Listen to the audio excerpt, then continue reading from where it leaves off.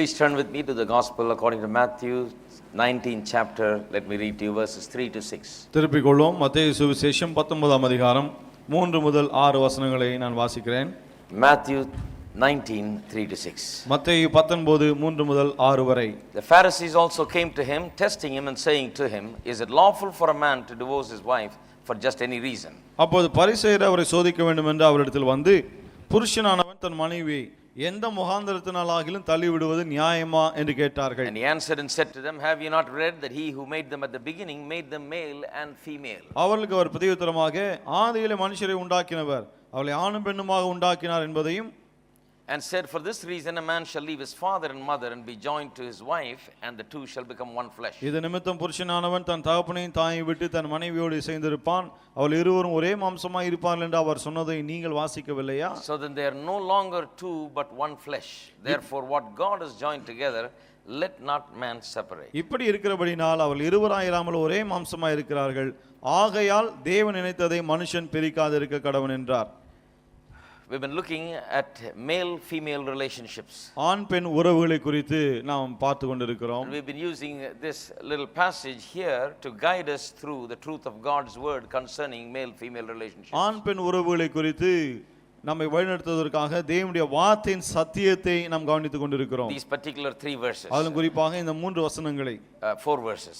இந்த 4 வசனங்களை. Here the question is asked about whether a man can divorce his wife for any reason. இங்கே என்ன கேள்வி கேட்கப்படுகிறது? எந்த முகாந்திரத்தினாலாகிலும் கணவன் தன் மனைவியை தள்ளிவிடலாமா? And the answer is very interesting. அதுக்கு இயேசு கொடுக்கிற பதில் சுவாரஸ்யமா இருக்கிறது. He says, "Have you not read that he who made them at the beginning made them male and female?" என்ன சொல்கிறார்? ஆதியிலே மனுஷரை உண்டாக்கினவர் அவர்களை ஆணும் பெண்ணுமாக உண்டாக்கினார் என்பதை நீங்கள் வாசிக்கவில்லையா? Let me read it in a simpler way. அதை இன்னும் எளிமையாக நான் வாசிக்கிறேன். Jesus is answering, saying to them, "Have you not read what is written about how God made man in the beginning?" தேவன் ஆதியிலே எவ்வாறு மனுஷனை உண்டாக்கினார் என்பதை குறித்து நீங்கள் வாசிக்கவில்லை என்று தான் கேட்கிறார் அவர். He made them male and female, it is written. அவரை ஆணும் பெண்ணுமாக உண்டாக்கினார் என்று எழுதியிருக்கிறது. And for this reason a man shall leave his father and mother and be joined to his wife, and the two shall become one flesh. இது நிமித்தம் புருஷனானவன் தன் தகப்பனையும் தாயை விட்டு தன் மனைவியோடு இசைந்திருப்பான், அவர்கள் இருவரும் ஒரே மாம்சமாய் இருப்பார்கள். This is such a key and central truth about marriage. இது திருமணத்தை குறித்த ஒரு முக்கியமான மைய வேத பகுதியா We இருக்கிறது. read it in Genesis chapter 2. ஆதியாகமம் 2ஆம் அதிகாரத்தில் இதை வாசிக்கிறோம். Then Jesus himself quotes it. பிறகு இயேசுவே அதை இங்கே மேற்கோள் காட்டுகிறார். Genesis chapter 2, God speaks as he establishes man and woman on this earth. ஆதியாகமம் 2ஆம் அதிகாரத்திலே ஆணையும் பெண்ணையும் தேவன் உண்டாக்கி இந்த உலகத்தில் வைத்தபோது அங்கே தேவனே அதை அறிவிக்கிறார். And here Jesus, God in flesh, having come into the world, speaks the very same thing. இங்கே மாம்சத்தில் வெளிப்பட்ட தேவனாகிய இயேசுவானவர் கூட அதே காரியத்தை தான் பேசுகிறார். Then if you go to Ephesians chapter 5, in that great passage from verse 22 till the end, you will again find mention of this. பிறகு எபேசியர் 5ஆம் அதிகாரம் 22ஆம் வசனத்திலிருந்து கடைசி வரை பார்த்தால் மீண்டுமாக அங்கே இதே காரியம் சொல்லப்படுவதை நீங்கள் காணலாம். So this is the authority behind the whole idea of marriage. ஆகவே திருமணம் என்ற அந்த காரியத்தின் பின்னாலே இருக்குது இந்த காரியம்தான். The apostle Paul, Jesus, all of them go back to this verse to establish the truth concerning marriage. திருமணத்தை குறித்த சத்தியத்தை நிலைநிறுத்தும்படியாக இயேசுவானவரும் சரி அப்போஸ்தலனாகிய பவுலும் சரி இந்த வேத பகுதிக்கு தான் வருகிறார்கள். The truth about married life. திருமண வாழ்க்கை குறித்த அந்த சத்தியத்தை சொல்ல. Now today I want to pay a little attention to one part of this truth. இன்றைக்கு இந்த சத்தியத்தின் ஒரு பகுதியிலே நான் கவனம் செலுத்த விரும்புகிறேன். That is where it says, "For this reason a man shall leave his father and mother and be joined to his wife, and the two shall become one flesh." இது நிமித்தம் புருஷனானவன் தன் தகப்பனை தாயை விட்டு தன் மனைவியோடு இசைந்திருப்பான், அவர்கள் இருவரும் ஒரே மாம்சமாய் இருக்கிறார்கள் என்று சொல்கிறது அல்லவா? Now the two shall become one flesh, it says. அவர்கள் இருவரும் ஒரே மாம்சமாய் இருப்பார்கள் என்று சொல்கிறது. Now this is indicating not a finished action but a process that will take place as a result of marriage. அதாவது திருமணத்தின் விளைவாக நடந்து முடிந்த ஒரு காரியத்தை அல்ல, தொடர்ந்து நடைபெற போகிற ஒரு காரியத்தை இது பேசுகிறது. So let us gain some understanding about how God has set marriage in society. ஆகவே சமுதாயத்திலே தேவன் திருமணத்தை எவ்வாறு ஏற்படுத்தி வைத்திருக்கிறார் என்பதை குறித்து நாம் கொஞ்சம் கவனிப்போம். If you look at the word marriage in the Greek language in the New Testament times, புதிய ஏற்பாடு நாட்களில் இந்த கிரேக்க மொழியிலே திருமணம் என்ற அந்த வார்த்தையை நாம் கவனிப்போமானால், it comes from the word that is spelled out as gameo, which really is the word from which we get the word gems. கமேல் என்கிற ஒரு வார்த்தையிலிருந்து வருகிறது. அந்த வார்த்தையிலிருந்து தான் ஜெம்ஸ் என்கிற ஆங்கில வார்த்தை வருகிறது. Gem is a precious stone. Gem, yeah. மன்னிக்கவும், ஜெம் என்ற வார்த்தை, ஜெம் என்ற அந்த விலையேறப்பட்ட ஒரு கல்லை குறிக்கிறது அது. Now diamond is a gem, is the most precious of them all. அது ரத்தினம் என்பது அது ஒரு விலையேறப்பட்ட ஒரு கல்லா இருக்கிறது. Now by using that word for marriage, திருமணத்தை குறிக்கும்படியே அந்த வார்த்தையை பயன்படுத்துவதன் மூலம், in seeing the connection between the gem and the marriage, you're going to see something about marriage tonight. அதாவது இந்த விலையேறப்பட்ட கல், அந்த ஜெம்மையும் திருமணம் என்ற அந்த வார்த்தையும் நாம் இணைத்து பார்த்து திருமணம் என்றால் என்ன என்பதை நாம் புரிந்து கொள்ள முயற்சிப்போம். You know, take for example diamond. உதாரணத்துக்கு டைமண்ட் எடுத்துக்கொள்வோம். Diamond is a very precious stone. அந்த ரத்தினம் என்பது விலையேறப்பட்ட ஒரு கல். When God when the Bible speaks about marriage, திருமணத்தை குறித்து வேதம் பேசும்போது the Bible indicates to us that marriage is pretty much made pretty much like the gem diamonds are made. திருமணம் என்பது ரத்தின கற்கள் உண்டாக்கப்படுகிறது, ஏறக்குறைய அதுபோலதான் உண்டாக்கப்படுகிறது என்பதை வேதம் நமக்கு சொல்கிறது. Now in our country we have நம்முடைய நாட்டிலே வெவ்வேறு விதமான பழக்கவழக்கம் we இருக்கிறது. use the thali more than rings. நாம மோதிரங்களை விட அதிகமாக தாலியை பயன்படுத்துகிறோம். And even when we use rings, we usually use gold rings. நாம முக்கியமாக தங்க மோதிரங்களை தான் பயன்படுத்துகிறோம் For wedding symbols. திருமணத்துக்கு அடையாளமாக. But in the West, in America and some nations, they use diamond rings. ஆனால் குறிப்பாக மேற்கத்திய நாடுகளில், அமெரிக்க நாடுகளிலே வைர மோதிரங்களை பயன்படுத்துகிறார்கள். Perhaps there is a connection between the word gem and marriage itself. ஏனென்றால் அந்த ஜெம் என்ற வார்த்தைக்கு திருமணத்துக்கு இடையே ஒரு ஒரு ஒரு சம்பந்தம் இருக்கிறதுனாலே ஒருவேளை அப்படி செய்யலாம். Not only there is a connection in just the word, but in meaning also there is a connection. வார்த்தையில மட்டும் ஒரு தொடர்பு அல்ல, அர்த்தத்திலும் தொடர்பு இருக்க செய்கிறது. That is why they keep giving the diamond ring. ஆகவே தான் அந்த வைர மோதிரத்தை கொடுக்கிறார்கள். Why? To indicate that marriage is made just like the diamond is made. ஏன் என்று சொன்னால் அதை எதை குறிப்பதற்காக அப்படி செய்கிறார்கள் என்று சொன்னால், எப்படி இந்த வைர கல் செய்யப்படுகிறதோ அதே போல தான் திருமணமும் இருக்கிறது என்பதை குறிக்கும்படியாக. So let's look at the New Testament word marriage. ஆகவே திருமணம் என்ற அந்த புதிய ஏற்பாட்டு வார்த்தையை நாம் கவனிப்போம். We know that it comes from the same word from which we get gem. GeM என்ற வார்த்தை எதிலிருந்து வருகிறதோ அதே வார்த்தையில தான் திருமணம் என்ற வார்த்தை வருகிறது என்று நமக்கு தெரியும். So let me point out to you some things about how diamonds are made. ஆகவே எப்படி இந்த வைரங்கள் செய்யப்படுகிறது என்பதை குறித்து சில காரியங்களை சுட்டிக்காட்ட விரும்புகிறேன். You know, in the beginning stages, diamonds look like they are worthless material. ஆரம்பத்தில் பார்க்கும்போது இந்த வைர கற்கள் ஒன்றுக்கும் உதவாதது போல தான் இருக்கும். They are not diamonds at all. அவைகள் வைரங்களே கிடையாது. They are just some porous material. They just look like dirt and look like just a piece of wood or something like that. பார்க்கும்போது ஒரு மரக்கட்டையை போல, ஒரு கல்லை போல அப்படிதான் தெரியும் அது. Like coal. கரியை போல இருக்கும், கரிக்கட்டை போல இருக்கும். Now if we made a ring out of that and sold it to you for 1 lakh, nobody will buy that. அதுல இருந்து ஒரு மோதிரம் செய்து 1 லட்சம் ரூபாய்க்கு விட்டால் யாருமே வாங்க மாட்டார்கள். Because that is just a piece of wood and nobody pays that much money for it. ஏனென்றால் அது வெறும் ஒரு கட்டை துண்டு போல இருக்கும், அதற்காக அவ்வளவு பணம் யாரும் கொடுக்க மாட்டார்கள். Looks like a piece of refuse. அது ஒன்றுக்கும் உதவாத ஒரு துண்டு போல இருக்கும். Something that is not valuable at all. அது மதிப்பே இல்லாத ஒரு பொருளை போல இருக்கும். So is marriage many times. As it begins, it looks like there is nothing of great value in it. அதே போல தான் திருமண வாழ்க்கையை பார்க்கும்போது அதை ஆரம்பிக்கும் போது அது விலை மதிப்பற்ற ஒன்றாக தான் தெரிகிறது. It looks like just two people coming together. ரெண்டு பேரும் ஒன்று கூடி வருவது போல இருக்கு. And then you see them having all kinds of problems. அதன் பிறகு பலவிதமான பிரச்சனைகளுக்கு உண்டாவதை பார்க்கிறோம். Nothing seems to be good. Nothing seems to be indicating there that this marriage is like a gem. அதாவது இந்த திருமணம் இந்த ஒரு வைரக்கல்லை போல இருக்கிறது என்பதை குறிக்கும்படியே அந்த திருமண வாழ்க்கையில எதுவுமே கிடையாது. But the thing is, we are confusing the wedding with the married life itself. ஆனால் நாம் என்னத்தை குழப்பிக்கொள்ளும் சொன்னா, திருமண வைபவத்தையும் திருமண வாழ்க்கையும் போட்டு குழப்பிக்கொள்ளுகிறோம். When we get married, when after the wedding day we think we are just married and everything is perfect. திருமண நாளுக்கு பிறகு என்ன நினைக்கிறோம், திருமணம் ஆகிவிட்டது, இனி எல்லாமே நல்லா சரியா போயிடும் அப்படி நினைக்கிறோம். But the thing is, that is when the diamond is beginning to be made. ஆனால் உண்மை என்ன சொன்னா, அப்பொழுதுதான் அந்த வைரத்தை செய்யும் வேலையை ஆரம்பிக்கிறார்கள். Diamonds are made under the earth, under the crust of the earth. வைரங்கள் பூமிக்கு அடியிலே தான் அவைகள் உருவாகிறது. When they are exposed, they are already diamonds. Until they are diamonds, you don't really see them outside displayed. பாருங்க, அவைகளை வெளியே கொண்டு வந்து அவைகளை பட்டை தீட்டும் போது தான் அவைகள் வைரம் என்று தெரிய வருகிறது. Until then, you don't know it is. அது வரையில அது என்னவென்று தெரியாது. Now, marriages are like that. திருமணமும் அப்படிதான். Marriage is something very deep. திருமணம் என்பது ஆழமான ஒரு காரியமா இருக்கிறது. Something is happening inside the two people, something is happening between the two people.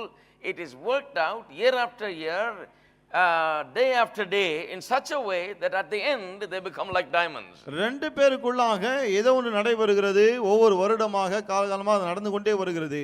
முடிவிலே பார்க்கும்போது அவர்கள் இந்த வைரக்கற்களை போல இருக்கிறார்கள். That is why the Bible says the two shall become one flesh. ஆகவேதான் வேதம் சொல்லுகிறது அவர்கள் இருவரும் ஒரே மாம்சமாய் இருப்பார்கள் என்று. That means they are going to go through a process that these two different people from two different backgrounds, two different cultures sometimes, and two different families, totally different from one another, come together and literally become one. அதாவது என்ன fused into one. வேதம் என்ன சொல்ல வருகிறது? ரெண்டு வெவ்வேறு பின்னணி கலாச்சாரம் மற்ற காரியங்களை சேர்ந்தவர்கள் இவர்களும் ஒன்றாய் வரும்போது அவர் முற்றிலுமாக ஒரே மாம்சமா இருக்கக்கூடிய ஒரு நிலைக்கு அவர்கள் வருவார்கள். So when you look at that little coal-like material out of which diamond comes later on, ஆகவே இந்த கரிக்கட்டை போன்ற ஒன்றிலிருந்து தானே பிற்பாடு அந்த வைரம் வருகிறது. அதை நீங்க பார்க்கும்போது if you look at that, you don't see anything good there. அதுல எந்த ஒரு நன்மையும் இருப்பதை போல நமக்கு தோன்றுவதில்லை. You know, and it looks like there's all kinds of defects and imperfections in that. அதை பார்க்கும்போது அது பழுதுள்ளதை போல ஒன்றுக்கு உதவாததை போல தான் தெரிகிறது. How many of you know that when you get married, the person you're getting married to is not a perfect person, is not already looking like a diamond? பாருங்க திருமணம் ஆகும்போது நீங்கள் திருமணம் செய்து கொள்கிறால் பார்க்கும்போதே வைரக்கல்ல போல ஜொலிக்கிறது கிடையாது. No, they've got all kinds of defects. பலவிதமான பழுதுகள் அங்கே இருக்க செய்கிறது. They look, they look good on the outside, but they got all kinds of defects and problems. வெளியே பார்க்கும்போது நன்றாய் தெரிகிறார்கள், ஆனால் பலவிதமான சில குறைகள் எல்லாம் இருக்க செய்கிறது. In our language, I think a lot of things have changed. நம்முடைய பாஷையில நிறைய விஷயங்கள் மாறிடுச்சுன்னு நினைக்கிறேன். When the girl goes to the beauty parlor and comes, we say, you look perfect. பெண் பியூட்டி பார்லர் போய் திரும்ப வரும்போது நல்லா அழகா இருக்கு அப்படின்றோம். What we mean is, you look perfect, but with all your defects still intact. அதாவது என்ன சொல்ல They have வர painted you and made you look good in spite of your defects. என்ன சொல்ல வருகிறோம்? உங்ககிட்ட பல குறைகள் இருக்கு என்றாலும் அந்த குறைகள்லாம் தெரியாதபடிக்கு நல்லா பெயிண்ட் அடிச்சு உன்னை பூரணமா காமிச்சிருக்காங்க. இப்போ they send the bridegroom to the beauty parlor also, மணமகனையும் பியூட்டி பார்லருக்கு அனுப்புறாங்க. and he gets all fixed up and he comes and he says, how do I look? And they say, you look perfect. அவனே நல்லா அலங்காரம் பண்ணி அனுப்புறாங்க. வந்து அவங்க கேக்குறான் நான் எப்படி இருக்கேன்னு. நீ அவ்வளவு நல்லா இருக்க பூரணமா இருக்கேன்றாங்க. Somehow we believe that there is nothing wrong, there is everything is perfect. எப்படியோ என்ன நம்புறோம்? எந்த குறையுமே கிடையாது, எல்லாம் சரியா நிறைவா இருக்கு. She is beautiful and he is beautiful. அவளும் நல்லா அழகா இருக்க, நீயும் நல்லா அழகா இருக்க. Oh, both are very good looking. ரெண்டு பேரும் பார்க்க ரொம்ப நல்லா இருக்கீங்க. Just fine looking couple, everybody says. எல்லாம் சொல்லுவாங்க பார்க்க அருமையான தம்பதிகளா இருக்கீங்க. So just because they are fine looking and they know how to decorate themselves and make up themselves, things are going to work, they think. அதாவது பார்க்க நன்றா இருக்கிறதுனால இப்படி நல்ல அலங்காரம்லாம் செய்து கொள்ளுகிறதுனால எல்லாம் சரியாயிடும், சரியா வேலை செய்யும் என்று நினைக்கிறார்கள். But then they find out that the married life itself is totally different from the wedding day. அதன் பிறகுதான் புரிகிறது திருமண நாள் என்பது வேறு, திருமண வாழ்க்கை என்பது வேறு என்று. On the wedding day everything looks so perfect and so nice and so enjoyable, you enjoy the whole thing. திருமண நாள் அன்று எல்லாமே அவ்வளவு நல்லா இன்பமா அழகா எல்லாம் சரியா இருக்கு. The reason is everybody is looking only at the good side of you. காரணம் என்னவென்று சொன்னால் எல்லாரும் உங்களுடைய நல்ல பக்கத்தை மட்டும் தான் அன்றைக்கு பார்க்கிறார்கள். The bride looks at the good side of the bridegroom. பெண் பையனுடைய நல்ல பக்கத்தை தான் பார்க்கிறார். And the bridegroom is looking at the bride in her best condition. மணமகனும் மணமகளை அன்னைக்கு தான் அவ எல்லா நாளை விட ரொம்ப அழகா இருக்கிறான், அந்த நேரத்துல பார்க்கறான். She is the most beautiful looking that day and he looks at her that day. பார்க்கிறதுக்கு அன்னைக்கு தான் அவ ரொம்ப அழகா இருக்கிறான். But then when it comes to life it is totally different. ஆனால் வாழ்க்கை என்று வரும்போது அது முற்றிலும் வித்தியாசமானது. And then you begin to see the defects. அதன் பிறகு தான் குறைகள் தெரிய ஆரம்பிக்கிறது. When all the makeup is gone, மேக்கப்லாம் போயிடுச்சு இப்போ. when all the exterior is changed, புறமான எல்லாமே மாறி விட்டது. when you go home and really get down to living, then you see that you rub each other in the wrong way. வீட்டுக்கு போய் தங்களுடைய வாழ்க்கை குடும்ப வாழ்க்கையை ஆரம்பிக்கும் போது தான் அங்கங்க கொஞ்சம் கொஞ்சம் மோதல்கள் ஏற்பட ஆரம்பிக்கிறது. Then you say, well, I thought you are like a diamond but you are not. அவன் தான் சொல்றோம் நீ வைரம் நினைச்சனே ஆனா அப்படி இல்லையே. I thought you looked like a diamond, beautiful. பார்க்க வைரத்தை போல அழகா ஜொலிச்சே. Glittering. பளபளன்னு இருந்த. But you are not. You are so full of defects. porous material. ஆனா இப்ப அப்படி இல்லையே, நிறைய குறைகளோடு கூட இருக்கிறாய், பார்க்கவே சரியில்லையே, Very ordinary. ரொம்ப சாதாரணமா இருக்கு. But then she tells you, well, I am in the process of becoming a diamond. அதன் பிறகு மனைவி சொல்கிறாள், இல்ல அந்த வைரமாகிற அந்த அந்த பாதையினூடே போய் கொண்டு இருக்கிறேன், It's just started. இப்பதான் ஆரம்பித்து இருக்கிறேன். So have you started becoming a diamond. அதே போலதான் நீரும் ஆரம்பித்து இருக்கிற வைரமாகிற அந்த வேலையில. We have just started and we have a long way to go to become a beautiful couple really. இப்போதான் ஆரம்பித்து இருக்கிறோம், அருமையான தம்பதிகளாய் நாம் மாற வேண்டுமானால் இன்னும் நாம் செல்ல வேண்டி இருக்கிறது. So you get two imperfect people together, people with defects together, and join them together, you are getting ready for some kind of commotion to happen. ஆகவே இப்படி குறைபாடுகள் உள்ள ரெண்டு பேர் தங்களுடைய வாழ்க்கை ஆரம்பிக்கும் போதே அங்க சில மோதல்களுக்கும் நாம் தயாராகி விட வேண்டும். Turn with me to 1 Corinthians. திருப்பம் 1 கொரிந்தியருக்கு. I read to you a passage last week. கடந்த வாரம் அங்க இருந்து ஒரு பகுதியை வாசித்தேன். Let me read it to you again. மீண்டுமா இத வாசிக்கிறேன். Verse 27 and 28. 27 28 Are you வாசிங்க. bound to a wife? Do not seek to be loosed. Are you loosed from a wife? Do not seek a wife. 1 கொரிந்தியர் 7:27. நீ மனைவியோடு கட்டப்பட்டிருந்தால் அழுக்கப்பட வகை தேடாதே, நீ மனைவி இல்லாதவனாய் இருந்தால் மனைவியை தேடாதே. But even if you do marry, you have not sinned, and if a virgin marries, she has not sinned. நீ விவாகம் பண்ணினாலும் பாவம் அல்ல, கன்னிகை விவாகம் பண்ணினாலும் பாவம் அல்ல. Nevertheless, such will have trouble in the flesh, but I would spare you. ஆகிலும் அப்படிப்பட்டவர்கள் சரீரத்தில் உபத்திரப்படுவார்கள், அதற்கு நீங்கள் தப்ப வேண்டும் என்று இருக்கிறேன். அப்படிப்பட்டவர்கள் நிறைய உபத்திரவத்துக்குள்ளாவார்கள், அதிலிருந்து நீங்கள் தப்ப வேண்டும் என்று தான் அதை சொல்றேன்றார். What he is saying is, in marriage there is a lot of trouble. அதாவது என்ன சொல்ல வரா, திருமணத்தில் நிறைய உபத்திரவம் இருக்கு. There is a lot of trouble in the sense that there is a lot of adjustments to be made and accommodations to be made. அதாவது நிறைய காரியங்களை விட்டு கொடுத்து அது போல வாழ்க்கை நடத்த வேண்டியதா இருக்கும். Because two imperfect people, defective people come together to live together. ஏனால் குறைபாடுள்ள ரெண்டு பேர் ஒன்றாய் சேர்ந்து வாழ்க்கையை ஆரம்பிக்கிறார்கள். That is why if you don't like the person that you're married to, you find too many defects in that person.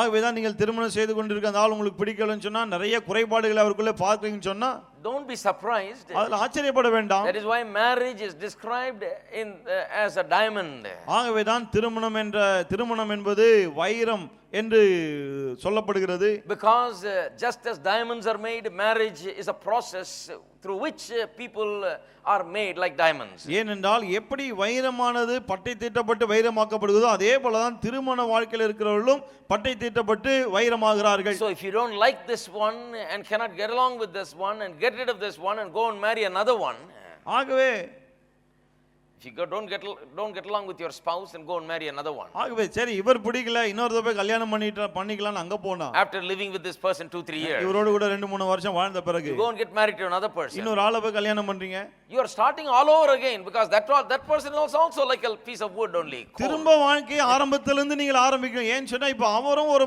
கட்டையை போல தான் இருக்கிறார். You are not progressing, you have been set back now, you have been delayed in your progress. நீங்க முன்னேற்றம் காண்பது கிடையாது, மாறாக உங்களுடைய முன்னேற்றம் தாமதிக்கிறது, மறுபடியும் ஆரம்பத்துல இருந்து ஆரம்பிக்கிறீங்க. That is why it is better to stay with the person and work on this process knowing that this is a process and the result will be there. ஆகவே தான் அந்த ஆளோடு கூட தங்கி இருந்து இது ஒரு பெரிய மாபெரும் வேலை, இது காலம் செல்லும் என்பதை அறிந்து அங்கே வேலை செய்து கொண்டிருக்கணும். So the first thing about the diamonds is it's made up of just very ordinary material. ஆகவே இந்த வைரத்தை குறித்த முதல் காரியம் என்னன்னு சொன்னா அது சாதாரண ஒரு பொருளிலிருந்து இருந்து வருகிறது. The second thing is it takes thousands of years literally for diamonds to form. இரண்டாவது காரியம் என்னன்னு சொன்னா வைரங்கள் உருவாகுறதுக்கு எழுத்தின்படி ஆயிரக்கணக்கான வருடங்கள் ஆகிறது. So let me say that the second thing about diamonds is that it takes time to shape up. இரண்டாவது என்ன சொல்கிறேன், வைரங்கள் உருவாகுவதற்கு காலம் செல்லுகிறது. So marriage is a product of time. ஆகவே திருமணம் என்பது காலத்தினால் உருவாகக்கூடிய ஒன்று. It takes time, month after month, year after year, day after day,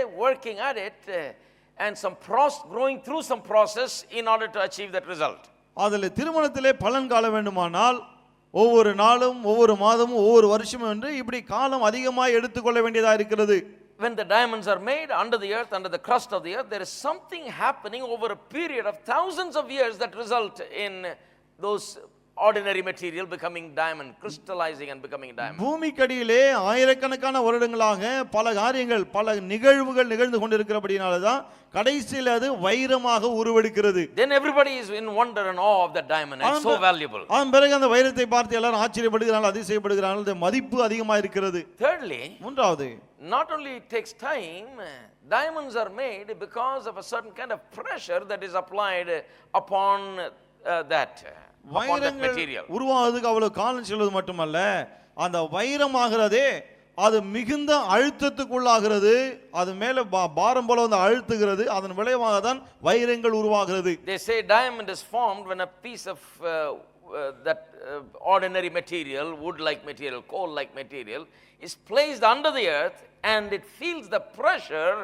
of the weight of the earth on top of it. என்ன சொல்லுகிறார்கள், வைரமாக போகிற அந்த பொருள் மீது பூமியினுடைய பாரம் எல்லாம் மேலே வந்து அழுதுகிறது, அதனுடைய இந்த அழுத்தத்தின் விளைவாக தான் அது வைரமாக உருவெடுக்கிறது. And the pressure forces the wood and the molecules to come together and they are petrified, made like a rock.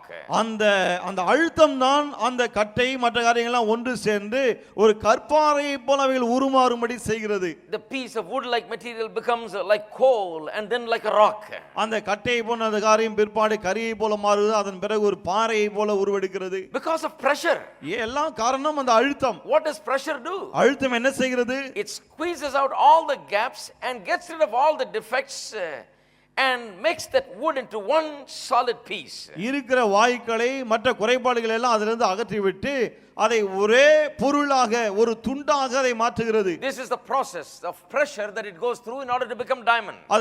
அது வைரமாக மாற வேண்டுமானால் அந்த அழுத்தம் என்னும் அந்த காரியத்தினுடைய கடந்து போக வேண்டும். That is the same way with marriage. அதே போல தான் திருமணமும். That is what the diamond ring indicates. அந்த வைர மோதிரம் அதை தான் குறிக்கிறது.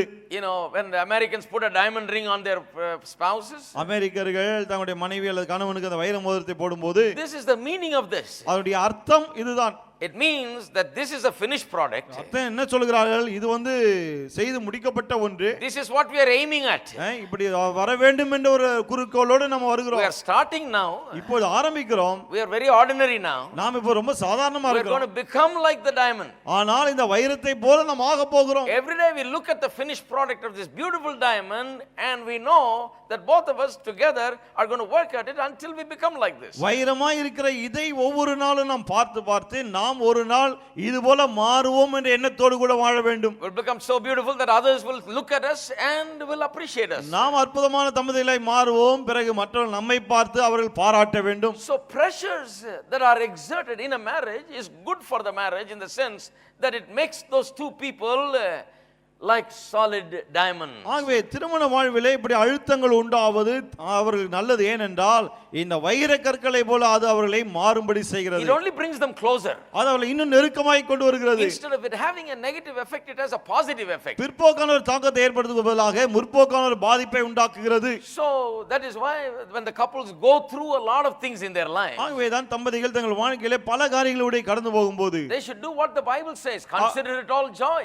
வேதம் சொல்லுதலே எல்லாவற்றையும் சந்தோஷமா எண்ணுங்கள் என்று அது போல தான் இருக்க வேண்டும். Because you know that the finished product is going to be something good. ஏனென்றால் அது முடிவை பார்க்கும்போது அது அருமையே இருக்கும் என்று உங்களுக்கு தெரியும். But the wrong impression is given at the wedding day. ஆனா திருமண நாளன்று தவறான ஒரு எண்ணத்தை கொடுத்து விடுகிறார்கள். They say you get married today and live happily ever after. என்ன சொல்றாங்க, இனி கல்யாணம் ஆச்சா இனிமேல் உங்களுக்கு சந்தோஷமான வாழ்க்கை தான். But then you find that there is a lot of challenges and pressures that you face in this world. அதன் பிறகு வாழ்க்கையில பார்த்தால் நிறைய பிரச்சனைகள், நிறைய சவால்களை சந்திக்க வேண்டியதா இருக்கிறது. Together you got to stick together and work it out together. இருவரும் இணைந்து ஒன்றாய் வேலை செய்து அதை சரிப்படுத்த வேண்டியதா இருக்கிறது. And as they work it out together, the relationship reaches a different level. அவர்கள் அப்படி ஒன்றாய் இணைந்து வேலை செய்யும் போதுதான் அந்த உறவுடைய அந்த உறவு வித்தியாசமான ஒரு கட்டத்தை அடைகிறது. Pressure, external pressure exerted upon them brings about a change in them. வெளியிலிருந்து அவர்களுக்கு அழுத்தம் உண்டாக அதுவே அவர்களுக்குள்ளே ஒரு மாற்றத்தை கொண்டு வருகிறது. Pressure that I am talking about is the normal pressures of life. நான் சொல்ல வர இந்த அழுத்தம் என்பது வாழ்க்கையிலே வழக்கமாக ஏற்படுத்துகிற அழுத்தங்கள். How many, just about everybody goes through this. பாருங்க எல்லாருக்குமே இந்த விதமான அழுத்தங்கள் ஏற்படுகிறது. All kinds of challenges. பல விதமான சவால்கள் ஏற்படுகிறது. Some people sometimes end up without a job for some time. சிலருக்கு சில சமயத்துல கொஞ்ச நாளா வேலை எல்லாம் போயிடுது. Or sometimes they go to a new place and they are under pressure. அல்லது புது இடத்துக்கு போகும்போது அங்கே நெருக்கடி. Sometimes there's pressure because of relatives. சில சமயத்துல சொந்தக்காரங்களால நெருக்கடி. They're big pressure sometimes. அவங்க தான் பெரிய நெருக்கடியா இருக்காங்க சில சமயத்துல. And all kinds of pressures are faced. இப்படி பல விதமான அழுத்தங்களை சந்திக்கிறார்கள். Talking about normal pressures that bring about some tension. அதாவது இப்படிப்பட்ட வழக்கமான நெருக்கடிகள் ஒரு விதமான அழுத்தத்தை நமக்கு கொண்டு வருகிறது. That builds the two people together until they become like solid diamond. இதுதான் ரெண்டு பேரையும் ஒன்றாக்கி இந்த வைரத்தை போல அவர்கள் மாறும்படி செய்கிறது. Fourthly, நான்காவது, fusion takes place. ஒரு இணைப்பு அந்த இடத்திலே இரண்டரை கலக்கிறது அங்கே நடக்கிறது. When things come under pressure, they fuse. That means they come together. அதாவது இப்படி நெருக்கடி அழுத்தம் ஏற்படும் போது ரெண்டும் ஒன்றாக மாறுகிறது. Fusion is to bring together to make one into one solid entity. இந்த fusion என்பது ரெண்டு வெவ்வேறு காரியங்களை ஒரே காரியமாய் மாற்றுவது. That is what the Bible talks about when it says the two shall become one flesh. அவர்கள் இருவரும் ஒரே மாம்சமா இருப்பார்கள் என்று வேதம் சொல்லும்போது அதை தான் குறிப்பிடுகிறது. So when you go through pressure, fusion happens, there is a coming together. ஆகவே நெருக்கடி உங்களுக்கு உண்டாகும் போது இருவரும் ஒன்றாகிறீர்கள். Now before that word fusion, if you add the word prefix con, it becomes confusion. அந்த fusion என்ற வார்த்தைக்கு முன்னாடி con சேர்த்தீங்கன்னா அது confusion ஆக மாறுகிறது. Fusion is coming together. இந்த fusion என்று சொன்னா ரெண்டு பேரும் ஒன்றாவது. To fuse is to come together. அதாவது fuse என்று சொன்னால் ரெண்டு பேரும் ஒன்றாவது. Confuse or confusion means to separate or to pull apart. அல்லது இந்த confuse அல்லது confusion என்று சொல்லும்போது பிரிந்து கொள்வது என்ற அர்த்தம். Now the Bible says that God is not the author of confusion. வேதம் சொல்லுது தேவன் இப்படி குழப்பத்திற்கு கலகத்திற்கு தேவன் அல்ல என்று. What does it mean? அதனுடைய அர்த்தம் என்ன? God never brings any kind of things upon your life to separate you, to pull you apart. தேவன் ஒருபோதும் உங்களை பிரிப்பதற்காக ரெண்டு பேரையும் பிரிப்பதற்காக இந்த குழப்பத்தையும் கொண்டு வருகிறவர் அல்ல. All the pressures that you face in the world as a result of living in the world, God uses it in the positive way to fuse you together. இந்த உலகத்தில் நீங்கள் வாழும்போது பல விதமான குழப்பங்களை நெருக்கடிகளை சந்திக்கிறீர்களே, இதையெல்லாம் தேவன் பயன்படுத்தி உங்கள் ரெண்டு பேரையும் ஒன்றாய் இணைப்பதற்காக செய்கிறார். God does a positive thing through the pressure. இந்த நெருக்கடிகள் மூலமாக தேவன் முற்போக்கான ஒரு காரியத்தை செய்கிறார். Because he is a God of fusion, not confusion. ஏனென்றால் அவர் ஒன்று சேர்க்கிற தேவனை தவிர கலகம் செய்து பிரிக்கிற தேவன் அல்ல. Now if you turn with me to 1 Peter chapter 1. 1 பேதுரு முதலாம் அதிகாரத்துக்கு திருப்புவோம்னா, let me just read to you one little verse there. அங்க ஒரு சின்ன வசனத்தை உங்களுக்கு வாசிக்கிறேன். Verse 7. 7ஆம் வசனம். About our faith. நம்முடைய விசுவாசத்தை குறித்தது. Because this is how pretty much our life also works. ஏன்னா நம்முடைய வாழ்க்கையும் ஏறக்குறை இப்படியாக தான் செயல்படுகிறது. The genuineness of your faith being much more precious than gold that perishes, though it is tested by fire, may be found to praise, honor and glory at the revelation of Jesus Christ. அழிந்து போகிற பொன் அக்கினியினாலே சோதிக்கப்படும், அதை பார்க்கிலும் அதிக விலையேற பெற்றதாக இருக்கிற உங்கள் விசுவாசம் சோதிக்கப்பட்டு இயேசு கிறிஸ்து வெளிப்படும் போது உங்களுக்கு புகழ்ச்சியும் கனமும் மகிமை உண்டாக காணப்படும். The gold that perishes is oftentimes tested by fire. அழிந்து போகிற பொன் இந்த அக்கினியினாலே சோதிக்கப்படுகிறது. When it is tested by fire, all the impurities are removed, only the gold remains. அது அக்கினியினாலே சோதிக்கப்படும் போது தான் அதுல இருக்கிற இந்த மற்ற கழிவுகள் எல்லாம் அகற்றப்பட்டு அந்த பொன் சுத்த பொன்னாகிறது. So is your faith, the Bible says. அது உங்கள் விசுவாசமும் அதே போல தான் இருக்கிறது என்று வேதம் சொல்கிறது. But the faith is something that is not something that perishes. ஆனால் விசுவாசம் என்பது அழிந்து போகிற ஒன்று அல்ல. It is something more precious. அது அதிக விலையேற பெற்றதாய் மாறுகிறது. More precious than gold. தங்கத்தை விட அதிக விலையேற பெற்றது.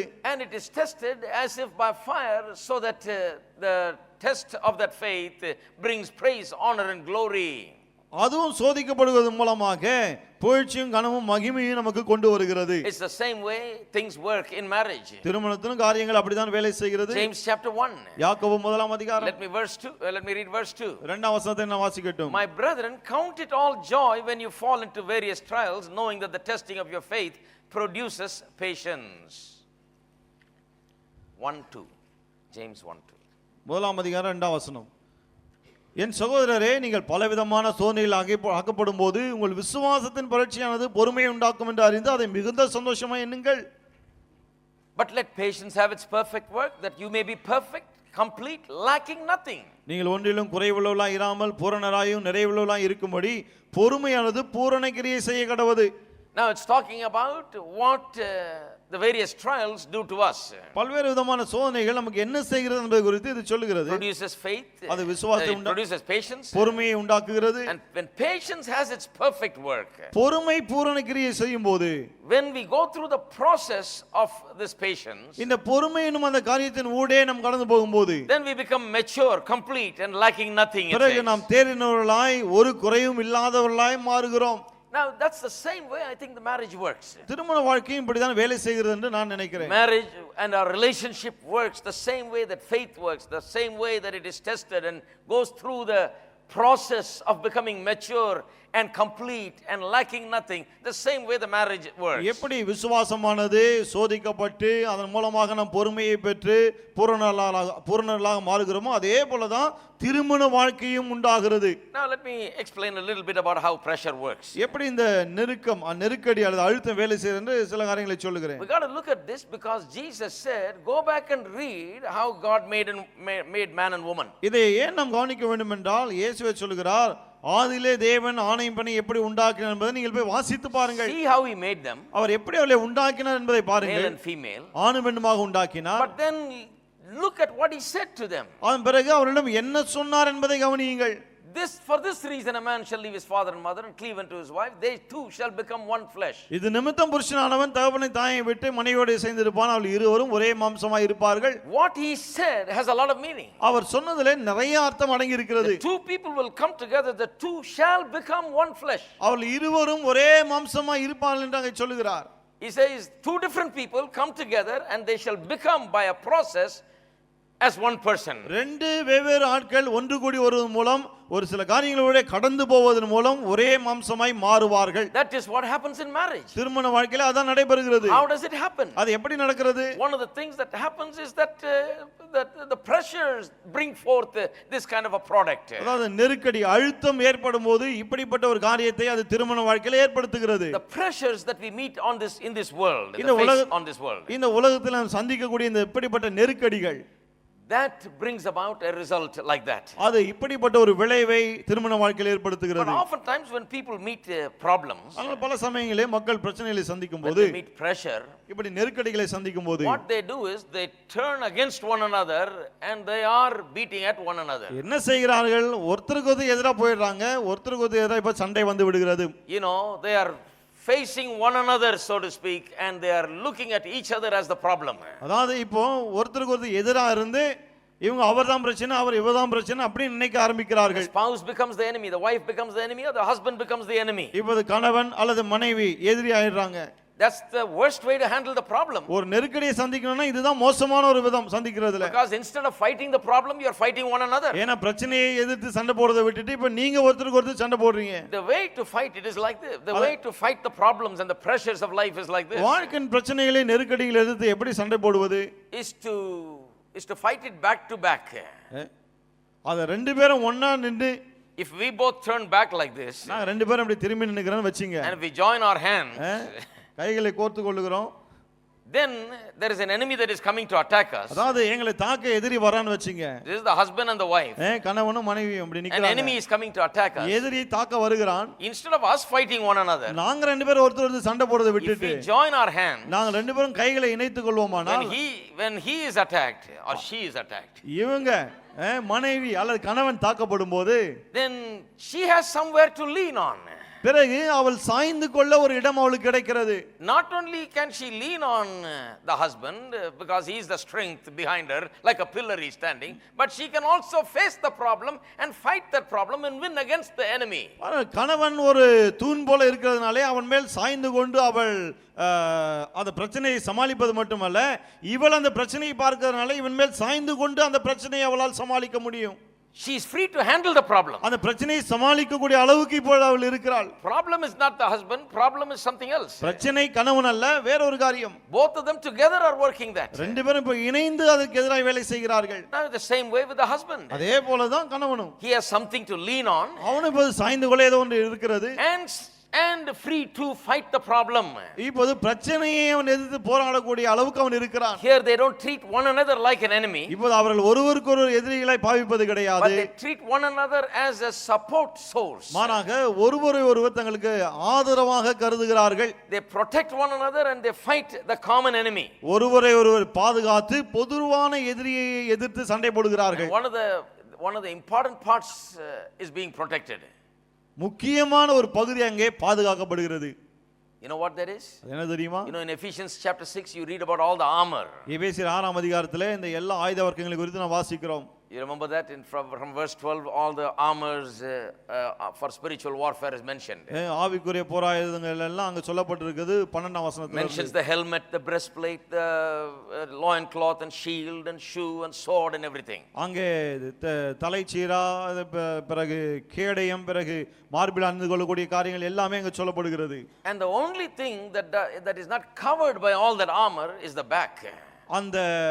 அந்த போராயுதங்களிலே இல்லாத ஒரே காரியம் என்னன்னு சொன்னா முதுகை மூடக்கூடிய ஒரு ஆயுதம். And the enemy if he wants to attack, the best place for him to attack is the back because that is the only thing left uncovered. எதிரி நம்மை தாக்க வேண்டுமானால் அவனுக்கு கிடைக்கக்கூடிய சிறந்த இடம் நம்முடைய முதுகு, ஏனா அதுதான் மூடப்படாமல் இருக்கிறது. That is why this position is better. ஆகவே தான் இப்படி நிக்கிறது எப்போதுமே நல்லது. Cover each other's back. ஏனா ஒருத்தருடைய முதுகை நம்ம காப்பாற்றிக் கொள்ளலாம். That is why God has made us like that. ஆகவே தான் தேவன் நம்மை இப்படி உண்டாக்கி இருக்கிறார். You know, because there is a covering available when we join together as one. இந்த விதத்துல நாம் ஒன்றாய் இணையும் போது நமக்கு ஒரு பாதுகாப்பு கிடைக்கிறது. And the enemy attacks us through various things. பல்வேறு காரியங்கள் மூலமாக எதிரி நம்மை தாக்குகிறான். There is a pressure that is exerted upon us tremendously sometimes. சில சமயத்திலே பயங்கரமான நெருக்கடி நமக்கு உண்டாகிறது. Instead of being upset at one another, fighting one another, if we join together we win a big battle. அப்படி நெருக்கடி உண்டாகும் போது ஒருத்தர் மேல ஒருத்தர் கோபப்பட்டு சண்டை போடுவதை விட்டுவிட்டு கை கோர்ப்போமானால் அதை எதிர்த்து நம்மாலே போராட முடியும். Then it becomes our problem instead of pointing out to her as she is the problem or he is the problem. அதன் பிறகு அவர்தான் பிரச்சனை அவதான் பிரச்சனை சொல்வதுக்கு பதிலாக இது நம்முடைய பிரச்சனை என்று சொல்லும் நிலைக்கு மாறுகிறோம். So we're looking at the diamond and trying to understand what marriage is all about. ஆகவே இந்த வைரக்கல்லை பார்த்து திருமணம் என்றால் என்ன என்பதை புரிந்து கொள்ள முயற்சிக்கிறோம். What is a diamond? வைரம் என்றால் என்ன? At first it's nothing. ஆரம்பத்துல ஒண்ணும் இல்லாத போல இருக்கு. Ordinary material. சாதாரண பொருளை போல. But then over time it becomes something. ஆனால் காலம் செல்ல செல்ல அது அப்படி மாறுகிறது. And one of the things that makes it that is the pressure.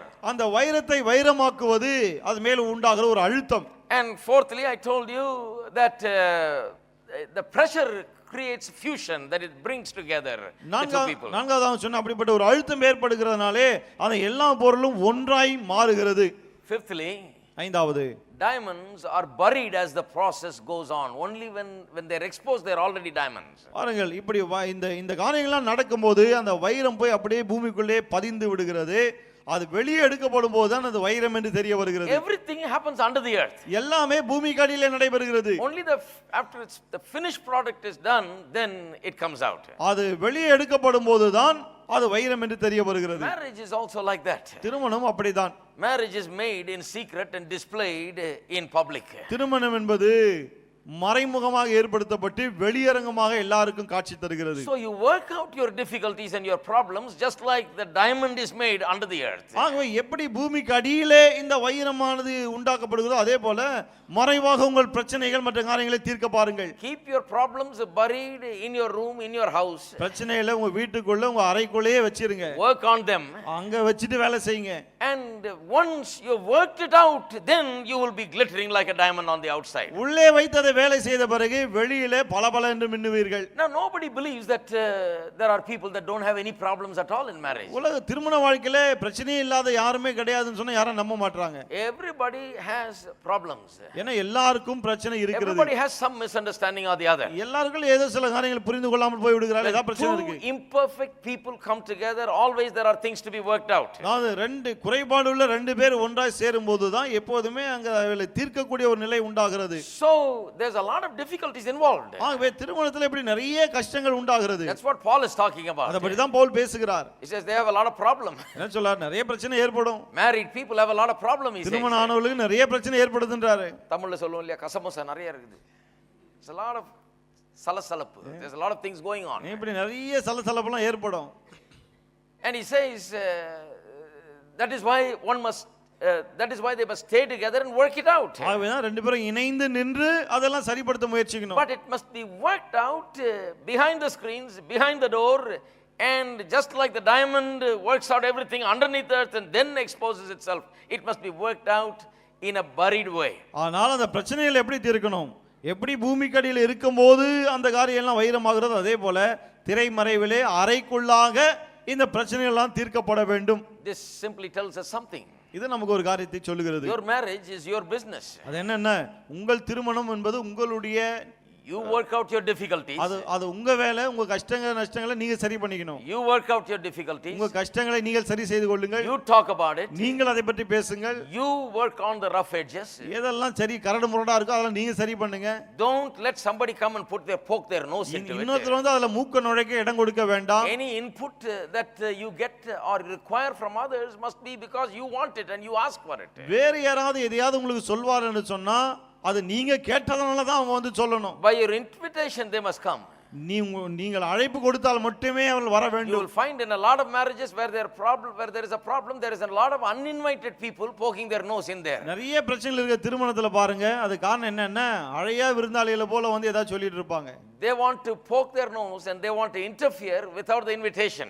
யாருமே கூப்பிட மாட்டாங்க, ஆனா வந்து அந்த விவகாரங்களிலே மூக்க நெழுத்து கொண்டு இருப்பார்கள். No matter who it is. அது யாரா இருந்தாலும் சரி. A marriage is the business between the husband and the wife. திருமணம் என்பது கணவன் மனைவி ரெண்டு பேருக்கும் இடையே இருக்கக்கூடிய ஒன்று. Parents, brothers, sisters, relatives and everybody, they really have no business in it until they are asked to come. பெற்றோர்கள், சகோதர சகோதரிகள், உறவினர்கள் யாரா இருந்தாலும் சரி அந்த ரெண்டு பேர் கூப்பிட்டாலன்றி அவர்கள் வர வேண்டிய அவசியம் இல்லை. Even the fellow believers who try to poke their nose, they have no business in it. ஒருவேளை சக விசுவாசிகள் வந்து மூக்க நுழைக்க பார்த்தாலும் கூட அவங்களுக்கு அங்க வேலையே கிடையாது. No business in your marriage. உங்க திருமணத்துல அவங்களுக்கு வேலை இல்ல. Even pastor comes in only if he is invited because of a difficulty. போதகர் கூட இது கஷ்டமா இருக்கு நீங்க வாங்கன்னு கூப்பிட்டாதான் அங்க போகணும். Otherwise there is nobody's business. இல்லாவிட்டால் அந்த திருமணம் அது அவருடைய திருமணம். Everybody has a problem, has difficulties. எல்லாருக்குமே கஷ்டங்கள் இருக்கிறது. But then it is like a process in which they go through to become beautiful and wonderful. அதன் பிறகு அது ஒரு வழிமுறையாக மாறுகிறது. அதனூடே கடந்து போகும்போது அவர் அற்புதமான தம்பதிகளாய் மாறுகிறார்கள். And I tell you, with God in us and us being the children of God, it is worked out even more better. தேவன் நமக்குள்ள இருக்கிறார், நாம் தேவனுடைய பிள்ளைகளா இருக்கோம். ஆகவே இது நான் இந்த சிக்கல்களை தீர்ப்பது நமக்கு இன்னும் சுலபமாகிறது. It becomes God gives us the wisdom. தேவன் நமக்கு ஞானத்தை கொடுக்கிறார். God gives us the understanding. தேவன் நமக்கு புத்தியை கொடுக்கிறார். God gives us the knowledge. தேவன் அறிவை கொடுக்கிறார். The Holy Spirit leads us and guides us. பரிசுத்த ஆவியானவர் நம்மை வழி நடத்துகிறார். You have all the help that you need already inside of you.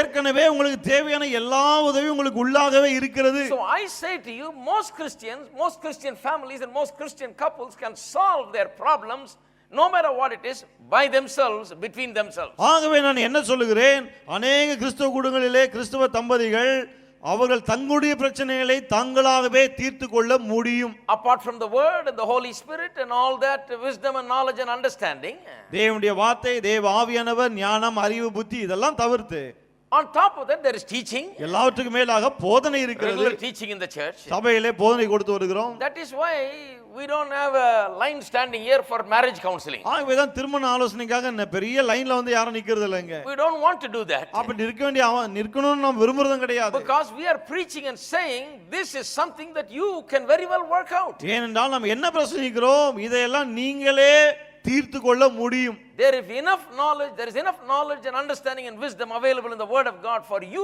to work your problems out. உங்கள் பிரச்சனைகளை நீங்கள் தீர்த்துக் கொள்வதற்கு போதுமான அளவுக்கு ஞானம், அறிவு, புத்தி எல்லாமே வேதத்திலே இருக்கிறது.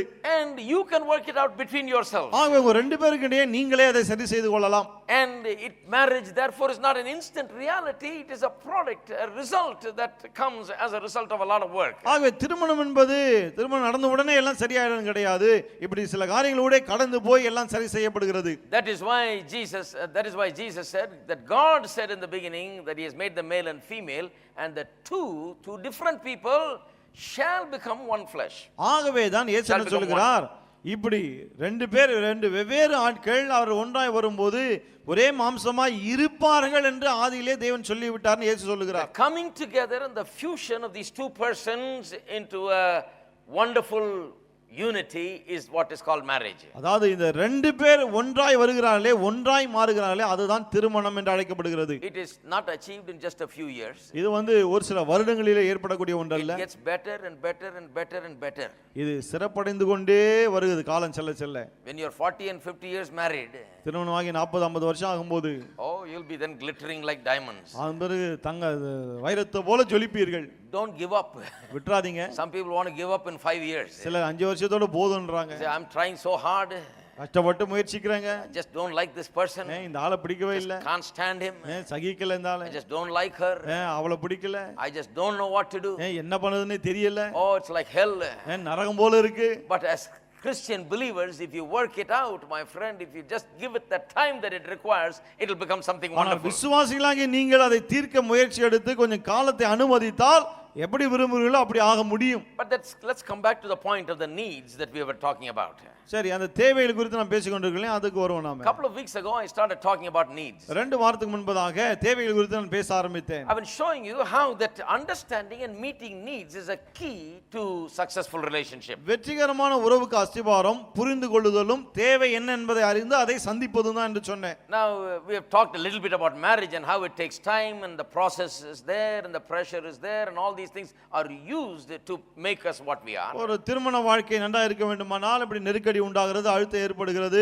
அதுதான் அதனூடே கடந்து போகும்போது திருமண வாழ்வு நன்றா இருக்கிறது நான் சொன்னேன். இப்போ like diamonds are made, marriages are made. எப்படி இந்த வைரங்கள் உண்டாகிறதோ அதுபோல திருமணங்களும் உண்டாக்கப்படுகிறதுன்னு சொன்னேன். One of the keys in marriages is the need to understand one another's needs. ஆனா திருமண வாழ்க்கையில முக்கியமான ஒரு காரணம் என்னவென்று சொன்னால் ஒருவருடைய தேவைகளை ஒருவர் புரிந்து கொள்வது. Let me quickly give you some points about needs. இந்த தேவைகளை குறித்து சில காரியங்களை சீக்கிரமாய் நான் சொல்லட்டும். Now every created thing has its own needs. சிருஷ்டிக்கப்பட்ட ஒவ்வொன்றுக்கும் அதற்கென்று ஒரு தேவை இருக்கிறது. Now we talked about it. அத பத்தி நாம் பார்த்தோம். How everything is created for something. எப்படி எல்லாமே ஒரு காரியத்துக்காக உண்டாக்கப்பட்டிருக்கிறது. With that function in mind. ஒரு மனதிலே ஒரு செயல்பாட்டை கொண்டு every created thing is supposed to function in a certain way. அதாவது சிருஷ்டிக்கப்பட்ட ஒவ்வொன்றுமே ஒரு குறிப்பிட்ட விதத்திலே செயல்பட வேண்டும். And that function determines what it needs. அந்த செயல்பாடு தான் அதுக்கு என்ன தேவை என்பதை நிர்ணயிக்கிறது. The car needs to take people and run. Car என்பது மக்களை ஏற்றிக்கொண்டு ஓட வேண்டும். Therefore it has some needs. ஆகவே அதற்கென்று சில தேவைகள் இருக்கிறது. To fulfill its function. அதனுடைய செயல்பாட்டை அது நிறைவேற்றும்படியாய். It has a need of tires. அதுக்கு டயர் ஒரு தேவை. It has need of engine. அதுக்கு என்ஜின் ஒரு தேவை. It has need of oil. அதுக்கு ஆயில் ஒரு தேவை. Need of petrol. பெட்ரோல் ஒரு தேவை. It has need of a driver. Driver ஒரு தேவை. It has all these needs related to its function. அந்த கார் அது எதற்காக இருக்கிறதோ அப்படி செயல்பட வேண்டுமானால் இந்த தேவைகள் எல்லாம் சந்திக்கப்பட வேண்டும். In the same way males and females are people who have needs. அதே போல தான் ஆண்களும் பெண்களும் தேவைகளை உடையவர்களாய் இருக்கிறார்கள்.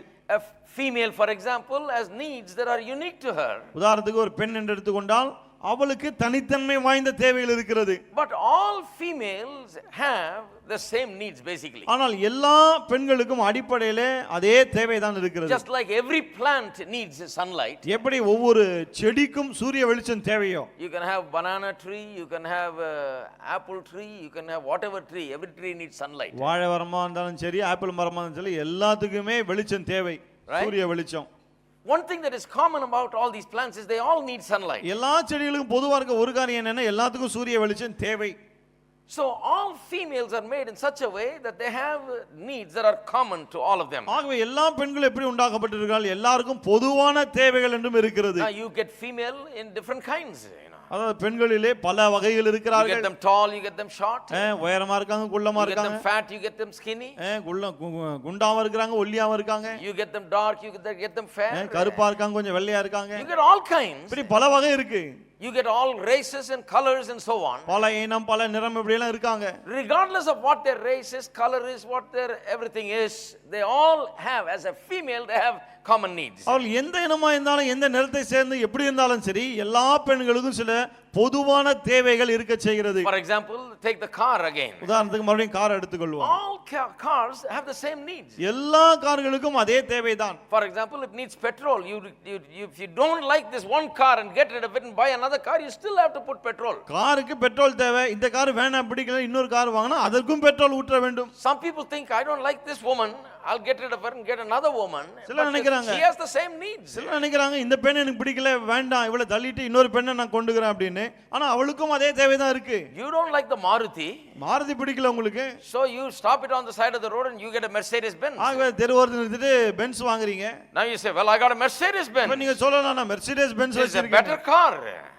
This is a better car. இதுதான் அதை விட நல்ல கார் இது. But even though it's a better car, it still needs the same thing. அதை விட நல்ல காரா இருந்தாலும் அதுக்கு என்ன தேவையோ அதே தான் இதுக்கும் தேவை. Then you say, I don't want this Mercedes Benz, I don't like this. அப்புறம் சொல்ல நீங்க பென்ஸ் வேண்டாங்க, பிடிக்கல. I get a Rolls Royce. Rolls Royce வாங்கிக்கிறேன். Rolls Royce is a still better car. Rolls Royce இதை விட இன்னும் நல்லது. No matter how expensive and how better you get, you still have to put petrol. எவ்வளவுதான் நல்ல car, விலையேற பெற்ற car வாங்கினாலும் அதுக்கு இன்னும் பெட்ரோல் தான் ஊற்றி ஆகணும். That's what the woman of Samaria did. சமாரிய பெண் அதை தான் செய்தா. She married one. முதல்ல ஒரு ஆளை கல்யாணம் She பண்ணா, thought this will not do. இது சரிப்படாது Got யோசிச்சா. rid of him.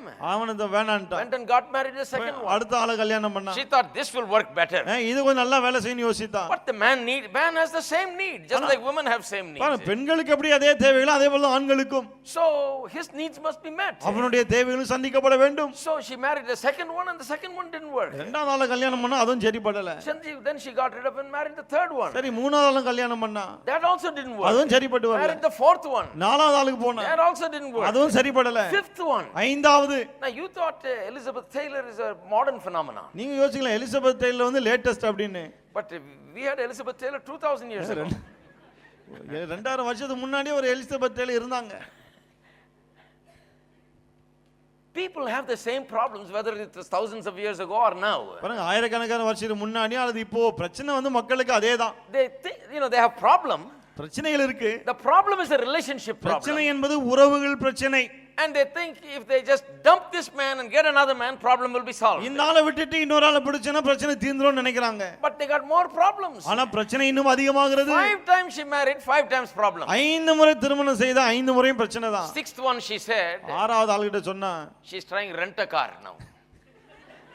இப்போ சொந்த கார் வேணா வாடகைக்கு எடுப்போம். She says, I'm going to live with this man and try it out. என்ன சொல்றா? சரி, கொஞ்ச நாள் இவங்க கூட வாழ்ந்து பார்க்கலாம். Now that's the problem with society now. இன்றைய சமுதாயத்தின் பிரச்சனை அதுதான். That is exactly the question they put forth before Jesus. இயேசு முன்பதாக அதே கேள்விதான் கேட்கிறார்கள். Can a man divorce his wife for just any reason? எந்த காரணமானாலும் சரி புருஷன் மனைவியை தள்ளிடலாமா? That means they are having relationship difficulty. அதாவது உறவுகளிலே சிக்கல் இருக்கிறது என்ற அர்த்தம். Every day there is reason for divorce. ஒவ்வொரு நாளும் விவாகரத்துக்கு ஏதோ காரணம் இருக்காங்க. Every day there is some kind of fight happening. ஒவ்வொரு நாளும் ஏதோ சண்டை நடக்கிறது. Every day there is some disagreement. ஒவ்வொரு நாளும் ஏதோ ஒத்து போகல. Disagreement about one thing or the other. ஏதோ ஒரு விஷயத்துல ரெண்டு பேரும் ஒத்து போகாம இருக்கு. So they say, I have plenty of reasons to divorce. ஆக என்ன சொல்றாங்க? விவாகரத்து பண்ண நிறைய காரணம் இருக்கு. Jesus says that's not the solution. ஆனா இயேசு சொல்றா அதல்ல தீர்வு. Because if you divorce and go marry another one, you're going to have still the same problem. ஏன்னா இவனை வேண்டாம்னு சொல்லிட்டு இன்னொரு ஆளை போய் கல்யாணம் பண்ணாலும் அதே பிரச்சனை தான் ஏற்பட போகிறது. Now if the woman of Samaria came to me for counseling, பாருங்க, என்கிட்ட சமாரிய ஸ்திரீ ஆலோசனைக்காக வந்தா, in Apostolic Fellowship Tabernacle, அப்போஸ்தல ஐக்கிய சபையில and ஆலோசனைக்காக if she வந்தா, told me her story, அவ கதையை என்கிட்ட சொன்னா,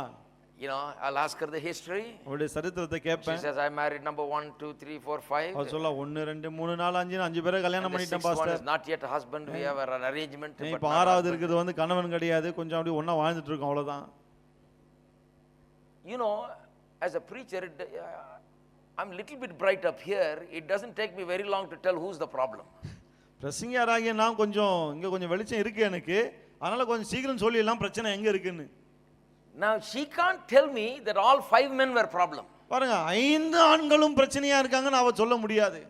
I can agree. First one may be problem. முதல் ஆள் ஏதோ பிரச்சனைனா ஒத்துக்கலாம். Second may be problem. ஒருவேளை ரெண்டாவது ஆளும் ஒத்துக்கலாம். Everyone she married is a problem. கல்யாணம்ல 5 பேரும் பிரச்சனையா? I will quickly tell her they are not the problem. You are the problem. சீக்கிரம் சொல்லிடும், அவங்கள பிரச்சனை, நீ தான் பிரச்சனைன்னு. You are the problem. நீ தான் பிரச்சனையே. You see, that's the way human life is. மனித வாழ்க்கை இப்படி தான் இருக்கிறது. It is a human relationship problem. When we don't know how to fix it, we resort to divorce or separation or இது something like மனித உறவுகளின் பிரச்சனை. அதை தீர்ப்பது எப்படி என்று தெரியாதனால தான் விவாகரத்து இது அதுன்னு போறோம். We think if you get out of this mess and get into something, that will be better. பாருங்க, இதுல இருந்து வெளியேறி இன்னொரு காரியத்துக்குள்ள போய்ட்டோம்னா இன்னும் நல்லா இருக்கும் நமக்கு. Sometimes it is like going from the pot to the fire. சில சமயத்துல எப்படின்னா சூடான பானையில நேரா நெருப்புல குதிக்கிற மாதிரி இருக்கு.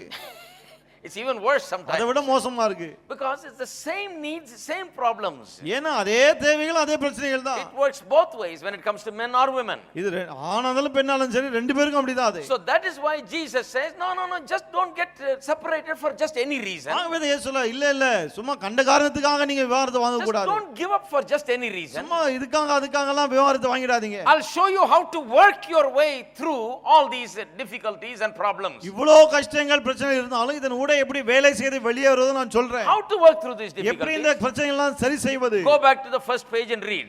முதல் பக்கத்துக்கு போய் அதை வாசியுங்கள். Go back and read about male. ஆணை குறித்து வாசியுங்கள். Read about female. பெண்ணை குறித்து வாசியுங்கள். Read about the two kinds of needs. ரெண்டு வகையான தேவைகளை பற்றி வாசியுங்கள். Two kinds of functions. ரெண்டு அவர்களுடைய செயல்பாடுகளை பற்றி How வாசியுங்கள். God has made them. எப்படி தேவனை உண்டாக்கினார். How God has set them up. எப்படி தேவனை ஏற்படுத்தி What is இருக்கிறார். their function? அவருடைய செயல்பாடு எப்படிப்பட்டது. Understand, and then you will be able to live together in a relationship effectively. இதெல்லாம் புரிந்து கொள்ளுங்கள். அதன் பிறகு ரெண்டு பேருடைய உறவு சரியான விதத்தில் நல்ல விதத்தில் இருக்கும். So changing a relationship and getting a new relationship doesn't fix it.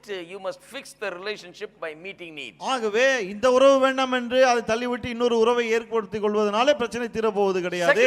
அதே ஆளோடு கூட இருந்து அதை தீர்க்க பாருங்கள். The second thing is, இரண்டாவது காரியம் என்ன? the goal of relationship should be to meet needs.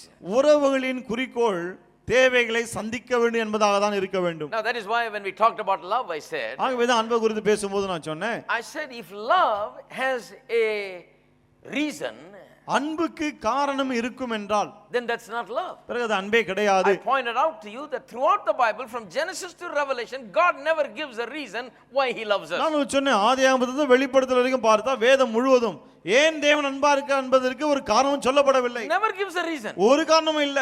Why?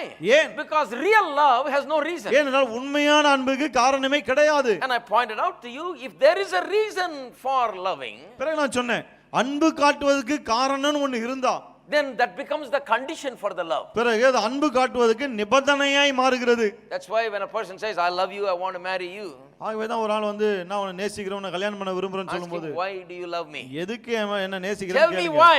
எதுக்குன்னு சொல்லு. He will give you a reason. அவன் ஒரு காரணத்தை சொல்வான். Then you got a problem. அப்பதான் பிரச்சனை If உங்களுக்கு. he can give you a reason why he loves you, ஏன் உங்களை நேசிக்கிறான்னு அவன் காரணத்தை then சொல்லிட்டான்னா it's a problem. அங்க பிரச்சனை இருக்குன்னு If அர்த்தம். he says, oh, I love the way you look, நீ பார்க்க ரொம்ப நல்லா இருக்க ஆகவே நேசிக்கிறேன்னா then go show your grandmother. Tell him this is how I'm going to look. பிறகு உங்க பாட்டியை கூட்டி போய் காட்டுங்க இப்படிதான் இருப்பேன் நான் வயசான பிறகுன்னு சொல்லுங்க. When I don't look good, how are you going to love me? நான் பார்க்க அழகா இல்லாமல் இருக்கும்போது நீ எப்படி என்ன நேசிக்க போகிற? Because the reason you love me is because I look good. ஏன்னா நான் பார்க்க அழகா இருக்கேன்னு தானே என்ன நேசிக்கிற. So when that reason is gone, how are you going to love me? ஆக அந்த காரணம் போய் விடும்போது நீ எப்படி என்ன நேசிக்க போகிற? See, why there must be no reason is because when the reason is there, it becomes the condition. ஏன் காரணமே இருக்க கூடாதுன்னு சொன்னா காரணம் இருந்தால் அது நிபந்தனையாகிறது. And when you have a condition, then you expect that other person to fulfill the condition. நிபந்தனை ஒன்று இருக்கும்போது அந்த நிபந்தனையை அவர்கள் நிறைவேற்றும்படி எதிர்பார்க்க And when ஆரம்பிக்கிறீர்கள். there is expectation, then you are disappointed when they don't fulfill it. எதிர்பார்ப்பு என்று ஒன்று இருக்கும்போது அந்த எதிர்பார்ப்பு நிறைவேறாமல் போகும்போது ஏமாற்றம் உண்டாகிறது. And when there is disappointment, then there is division. ஏமாற்றம் ஏற்படும் போதுதான் பிரிவு ஏற்படுகிறது. That is the question the Pharisees posed. பரிசேயர் அந்த கேள்வி தான் கேக்குறாங்க. Jesus understands how it all happened. எப்படி இதெல்லாம் நடக்கிறது என்பதை இயேசு புரிந்து கொண்டிருக்கிறார். Because he is love. ஏன்னா அவரே அன்பா He இருக்கிறார். knows what love is. அன்புனா என்னன்னு அவருக்கு தெரியும். He realizes how they arrived there. எப்படி இந்த நிலைக்கு வந்தாங்கன்னு அவருக்கு தெரியும். How divorce happens. விவாகரத்து எப்படி ஏற்படுகிறது? Because there is a problem in their love. ஏன்னா அந்த அன்பிலேயே பிரச்சனை. It's a love with a reason. அது காரணத்தோடு இருக்கிற அன்பா It இருக்கு. is not divine love. அது தெய்வீக அன்பல்ல. It is not the God kind of அது love. தேவ வகையான அன்பல்ல. It is a different kind of love. அந்த அன்பே வேறு விதமானது. That love created a condition. அந்த அன்பு ஒரு நிபந்தனை ஏற்படுத்துகிறது. And the reason created a condition. அந்த காரணத்தினால நிபந்தனை. And condition created expectation. நிபந்தனையினால ஒரு எதிர்பார்ப்பு. Expectation created disappointment. எதிர்பார்ப்பினால ஏமாற்றம். Disappointment created tension and divorce. ஏமாற்றத்தின் விளைவாக அங்கே விவாகரத்து. This is what happened. இதுதான் நடக்கிறது. That is why I told you the best thing to ask a person is, why do you love me? ஆகவே தான் நான் சொன்னேன் இல்லையா, ஒரு ஆளை பார்த்து கேட்கக்கூடிய சிறந்த கேள்வி என்ன, எதுக்கு என்ன நேசிக்கிற? What should be the right answer? அது சரியான பதில் என்னவா இருக்கணும்? The right answer is, I love you because I want to meet your needs all through your life. உன்னுடைய வாழ்நாள் எல்லாம் உன் தேவைகளை நான் சந்திக்க விரும்புகிறேன், ஆகவே தான் உன்னை நேசிக்கிறேன்னு பதில் இருக்கணும். I want to have the privilege of taking you and meeting your needs all your life. உன்னை மனைவியாக எடுத்துக்கொண்டு வாழ்நாள் எல்லாம் உன் தேவைகளை சந்திக்கக்கூடிய ஸ்லாக்கியம் எனக்கு வேணும்னு சொல்லணும். And the wife says the same thing. மனைவியும் அது போல தான் சொல்லணும். You know, I want to have the privilege of meeting your needs all through your life. வாழ்நாள் எல்லாம் உன்னுடைய தேவைகளை சந்திக்கக்கூடிய ஸ்லாக்கியம் எனக்கு வேண்டும் என்று சொல்ல வேண்டும். Now when two people understand this, ரெண்டு பேர் இதை புரிந்து கொள்ளும்போது they understand that the goal of their relationship is to meet each other's needs. அவருடைய உறவுகளின் குறிக்கோளே ஒருவருடைய தேவைகளை ஒருவர் சந்திப்பது என்பதை புரிந்து கொள்கிறார்கள். Thirdly, the purpose of relationship is not meeting your needs is to meet the other person's needs. உறவுகளின் நோக்கம் உங்களுடைய தேவையை நீங்கள் சந்தித்துக் கொள்வதல்ல, அடுத்தவருடைய தேவையை நீங்கள் சந்திப்பது. Usually people are motivated by their needs. வழக்கமாக மக்கள் தங்கள் தேவையின் அடிப்படையில் தான் எல்லாவற்றையும் செய்கிறார்கள். You know, your needs motivate your behavior. உங்களுடைய தேவைகள் நிமித்தம் நீங்கள் ஒரு விதமாய் நடந்து கொள்கிறீர்கள். Why do you go to work? ஏன் வேலைக்கு போகிறீர்கள்? Because you have a need for money. ஏனா பணம் என்ற ஒரு தேவை இருக்கு. You need to pay rent. வாடகை கட்டணும். You need to eat. சாப்பிடணும். You need this and you need that. இது தேவை அது தேவன் இருக்கு. So your need is prompting you to go and behave a certain way. உங்களுடைய தேவை தான் வேலைக்கு போக வைக்கிறது, சில காரியங்களை செய்ய வைக்கிறது. Why do you study? ஏன் படிக்கிறீர்கள்? Because you have a need. ஏன்னா உங்களுக்கு ஒரு தேவை இருக்கிறது. To meet that need you are working. அந்த தேவையை சந்திக்கும்படி அப்படி செய்கிறீர்கள். But the goal and purpose of relationship is to meet the other person's needs. ஆனால் உறவுகளின் நோக்கம் லட்சியம் என்னன்னு சொன்னா அடுத்தவருடைய தேவையை சந்திக்க வேண்டும் என்பதா இருக்க வேண்டும். The best place you can see that happening is in God's relationship to us. அது God's relationship with us. தேவன் நம்மோடு கூட உறவு வைத்திருக்கிறாரே, அந்த உறவிலே தான் இது சிறந்த விதத்திலே விளங்குவதை நாம் காண முடியும். Romans chapter 5 6 to 10 is a wonderful passage. ரோமர் 5ஆம் அதிகாரம் 6 முதல் 10ஆம் வசனம் வரை அருமையான ஒரு பகுதி. Where it says in essence that while we were sinners God loved us. அங்க என்ன சொல்லுகிறது? நாம் பாவிகளா இருக்கும்போதே தேவன் நம்மை நேசித்தார். Loved us and gave himself for us. நம்மில் அன்பு கொண்டு நமக்காக தம்மை நாமே ஒப்புக்கொடுத்தார். Christ died for us when we were ungodly. நாம் தேவபக்தியற்றவர்களாய் இருக்கும்போதே கிறிஸ்து நமக்காக மரித்தார். Why? ஏன்? There was a need. ஒரு தேவை இருந்தது. God of heaven wanted to meet our need. பரலோகத்தின் தேவன் நம்முடைய தேவையை சந்திக்க விரும்பினார். Now between a husband and wife, கணவன் மனைவிக்கு இடையே oftentimes it happens like this. அடிக்கடி இப்படி நடக்குது பாருங்க. The husband says I'll meet your need. கணவன் சொல்றான் உன் தேவையை நான் சந்திக்கிறேன். Then I சந்திக்கிறேன். expect you to meet my need. நான் அப்படி சந்திக்கும்போது நீ ஏன் தேவையை சந்திக்கணும் நான் எதிர்பார்க்கிறேன். Always the condition comes. எப்போதும் அந்த நிபந்தனை வந்துருது பாருங்க. Okay, I'll meet your need but you meet my need. சரி நான் உன் தேவையை சந்திக்கிறேன், நீ ஏன் தேவையை சந்தி.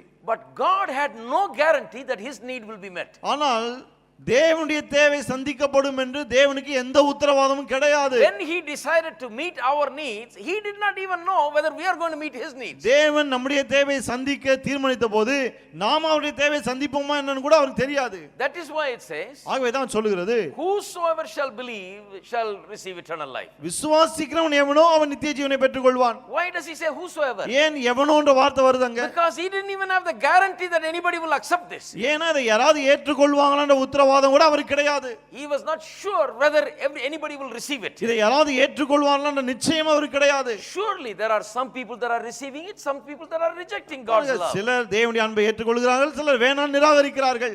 Whether you receive it or not, God has loved you. நீங்கள் ஏற்றுக்கொள்கிறீர்கள் இல்லையோ தேவன் உங்களை நேசிக்கிறார். That's the glorious love of God. இதுதான் தேவனுடைய மகிமையான அன்பு. Just think about that. கொஞ்சம் அதை பற்றி எண்ணி பாருங்கள். God says I love you because that's the way I am. தேவன் சொல்லுகிறார் நான் உன்னை நேசிக்கிறேன், ஏன்னா நானே அப்படிதான் இருக்கேன். And my love wants to meet your need. என்னுடைய அன்பு உன் தேவையை சந்திக்க விரும்புகிறது. I want to meet your need. நான் உன் தேவையை சந்திக்க விரும்புகிறேன். I don't know what you are going to do. நீ என்ன செய்ய போறன்னு எனக்கு தெரியாது. Whether you going to be good and say thank you Lord and then come and follow me. நீ நல்லவனா இருந்து ஆண்டவரே உமக்கு நன்றின்னு சொல்லிட்டு என்னை பின்பற்ற போகிறாயா? Or are you going to do like some people in the world do? You know, they say there is no God and he that believes God is a fool. அல்லது உலகத்துல சிலர் இருக்காங்களா, கடவுள் இல்லை, கடவுள் இருக்கிறார் என்று சொல்றோம் முட்டாள் அப்படின்றாங்க இல்லையா? Jesus died for them on the cross. இயேசு அவர்களுக்காக சிலுவையிலே மரித்தார். But these people are cursing Jesus. இவர்கள் இயேசுவை சபித்து கொட்டுகிறார்கள். Rejecting Jesus. இயேசுவை நிராகரிக்கிறார்கள். Persecuting Jesus. இயேசுவை உபத்திரவப்படுத்துகிறார்கள்.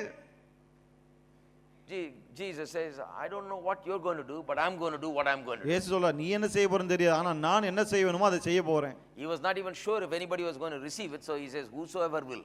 அதை எல்லாரும் ஏற்றுக்கொள்ளாம கூட தெரியுது, ஆகவே தான் இதை ஏற்றுக்கொள் எவனாகிலும் அப்படின்றாரு. That is agape love. இதுதான் அகாப்பே அன்பு. It loves without condition. இது நிபந்தனை இல்லாமல் அன்பு கூறுகிறது.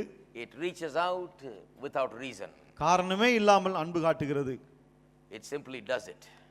அன்பு காட்ட வேண்டும் என்று காட்டுகிறது.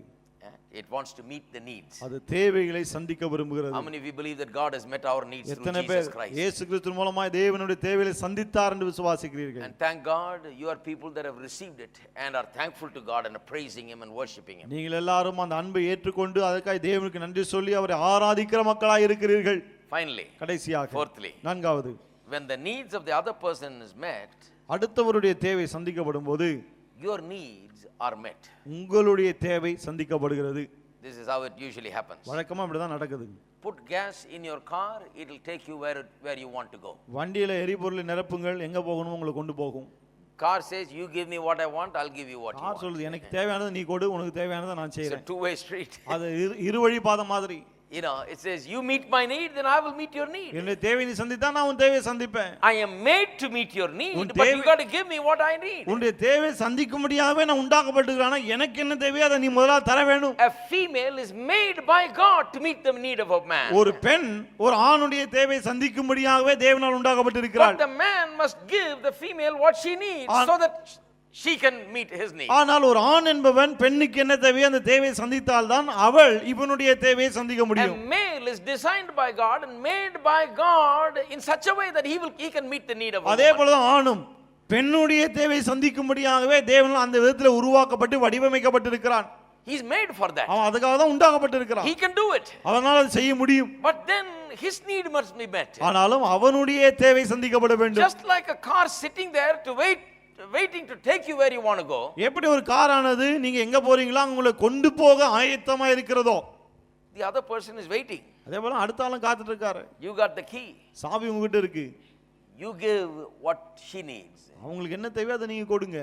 Then automatically from the other side flows whatever you need. பிறகு மறுபக்கத்துல இருந்து உங்களுக்கு என்ன தேவையோ அது தானா வந்து சேரும். Amen. Amen. That is how it works. இப்படிதான் அது வேலை செய்கிறது.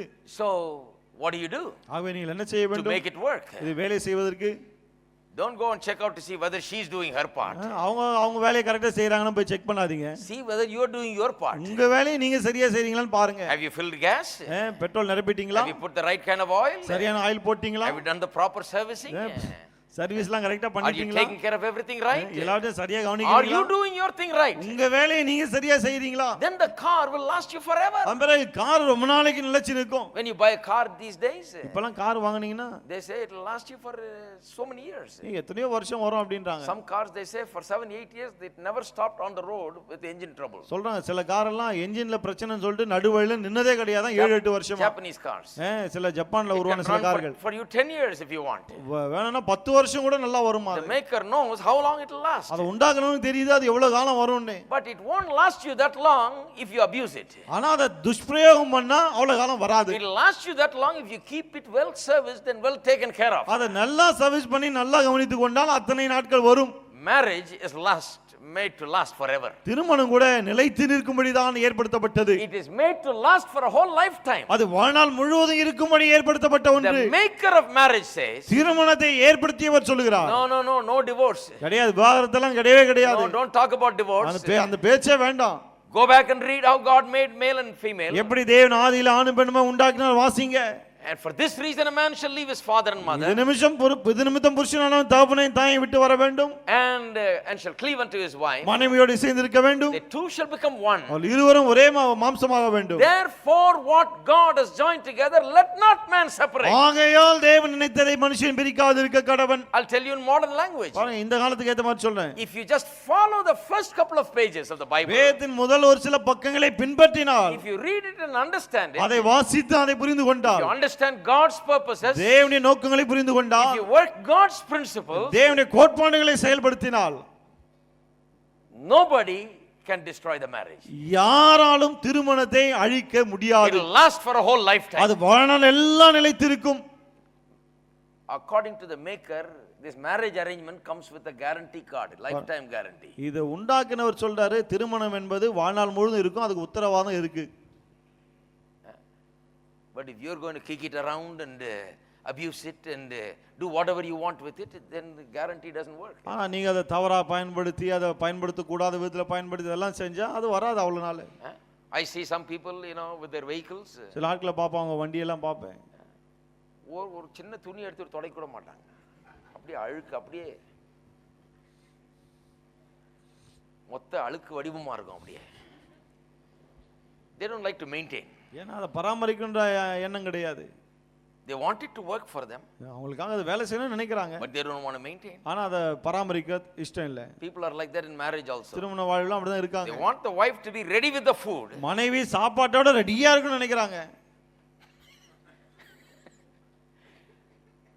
One lady says he doesn't give money but he wants food in time. ஒரு அம்மா சொல்றாங்க காசு கொடுக்கறது இல்லைங்க, ஆனா சரியா நேரத்துக்கு சாப்பாடு He வேணும்ன்றாரு. must be a miracle man, I think. He அற்புத doesn't leave மனுஷன். any money but says 8 o'clock food must be on the table. பைசா கொடுக்கறது இல்ல, ஆனா 8 மணி கரெக்டா சாப்பாடு வந்துடணும்ன்றாரு. அப்படிலாம் இருக்கிறாங்க. It's like telling the car, I won't put any petrol but you must take me wherever I want to go. எப்படின்னா காரை பார்த்து பெட்ரோலே போட மாட்டேன், ஆனா எங்க போகணுமோ அங்க போய் சேரணும்ன்ற மாதிரி இருக்கு. Sometimes the needle shows in empty.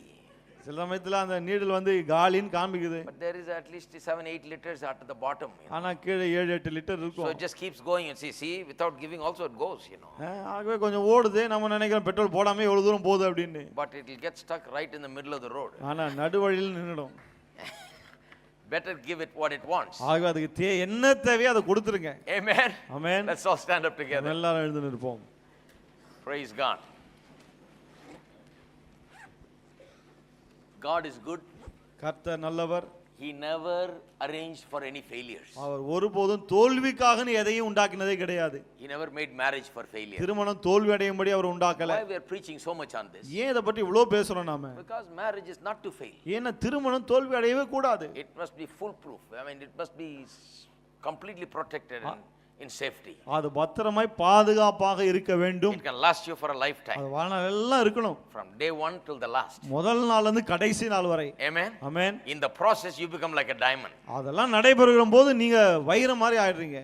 Amen. Amen. In the meanwhile realize that you are a diamond in the making. இந்த கடையில நான் வைரமாக போகிறோம்ன்ற எண்ணம் இருக்கணும். Amen. ஆமென்.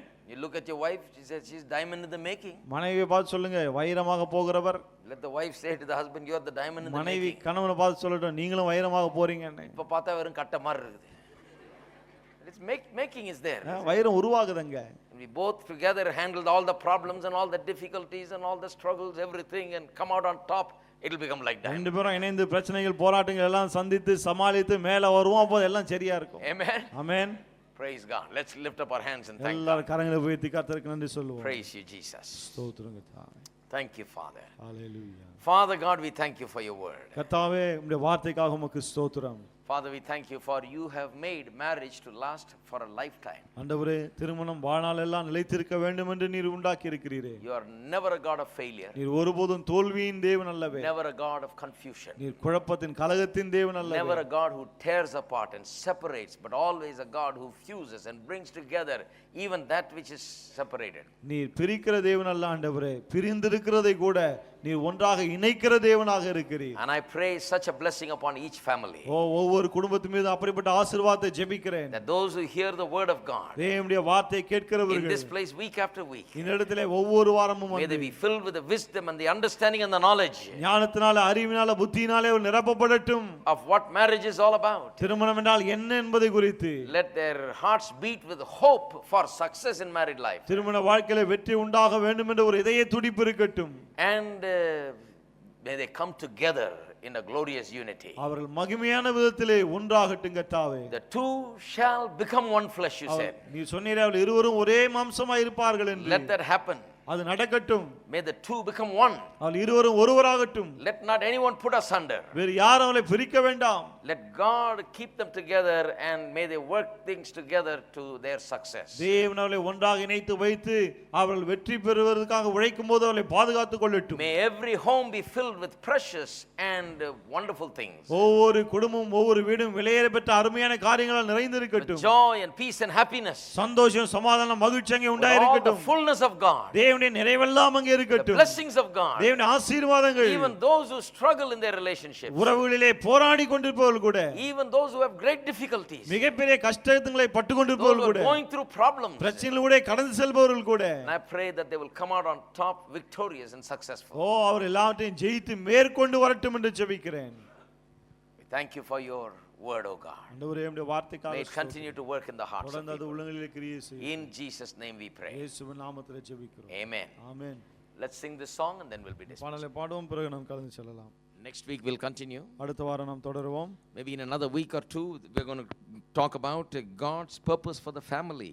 இன்னும் 1-2 வாரங்களிலே குடும்பத்தை குறித்து தேவனுடைய நோக்கம், அதை குறித்து நாம் பேச போகிறோம். Okay. Get ready for that. அதற்கு தயாராகுங்கள். Then we'll talk about fatherhood. What does the Bible say about being a father? அதன் பிறகு ஒரு தகப்பனாய் இருப்பதை குறித்து வேதம் என்ன சொல்லுது என்று அதை பார்ப்போம். All right. சரியா? Let's sing together. We'll give him all the praise, all of the praise. Give him all the praise, all of the praise. Before this day is gone, bow before his throne. I'll give him all the praise, all of the praise. Before this day is gone, oh, I'll bow before his throne. And I'll give him all the praise, all of the praise. God bless you.